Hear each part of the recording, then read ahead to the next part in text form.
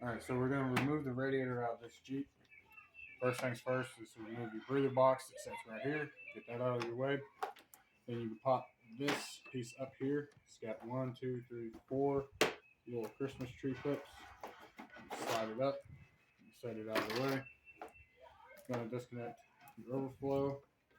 You grab it from the bottom. Shut. It's got little tabs here and here that slide it into your fan shroud. You're going to set this out of the way.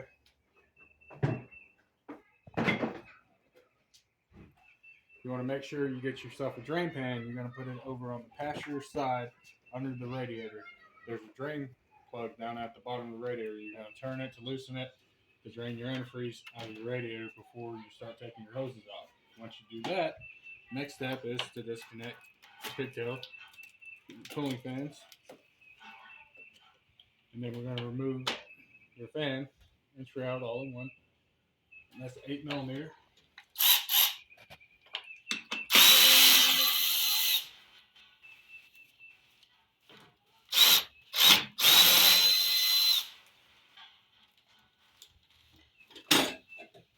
Set them out of the way where they won't fall.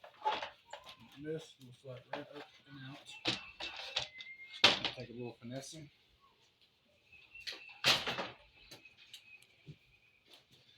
And now you have access to your radiator. You're going to have a 10mm bolt here and one over here. So what I recommend doing first is going ahead and disconnecting your radiator hoses after the cooling system is fully drained. You will still probably leak some coolant from the hoses.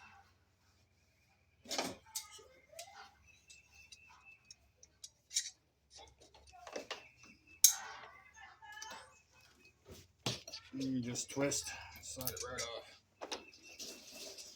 Got that going into the drain pan.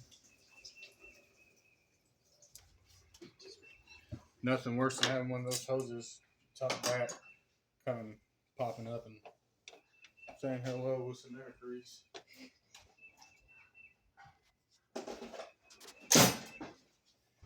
Huh, I already had screwdrivers out.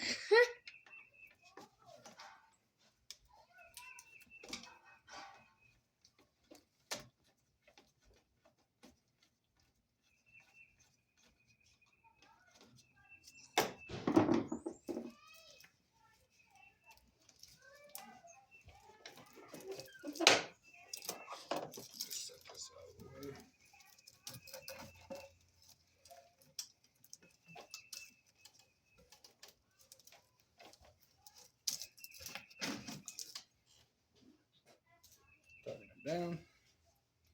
Now we're going to take these 10mm out.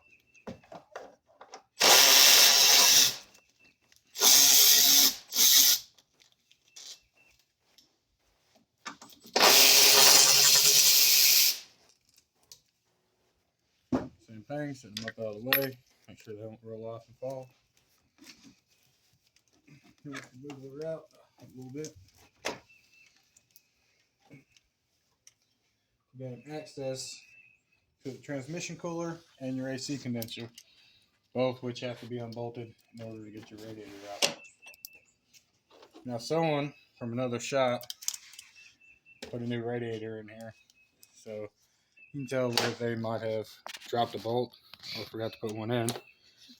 So that's the reason why the radiator is looking brand new. If y'all wondering why we're removing it, it's replacing the motor, so we don't want it damaged. Alright, so we're going to pause the video for a second. I'm going to get.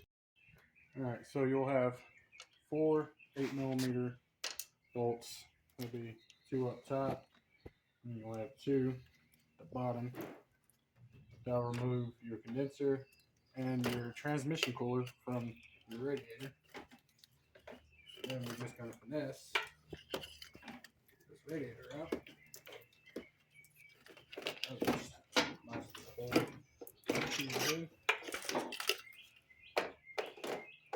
As you see, this is the drain plug for the radiator. Just turn it, and it'll drain your antifreeze out of the radiator. Remember, if you're replacing the radiator, make sure you put these little rubber boots on both corners they sit down into the frame over here, and that keeps the radiator from flowing back and forth. But yeah, that is how to remove your radiator from your Jeep. This one, unfortunately, is getting the motor because it was ran hot. So that's the reason why I went ahead and got that radiator out of the way. It wouldn't do no damage when I pull the motor forward. But yeah, subscribe, follow the channel. We'll get the camera person to point at the engine. This is what we're going to be pulling out of this Jeep. I think it's a 2013 Sahara. So if you want to see the how-to video on that, make sure you're subscribed. Thank you for watching.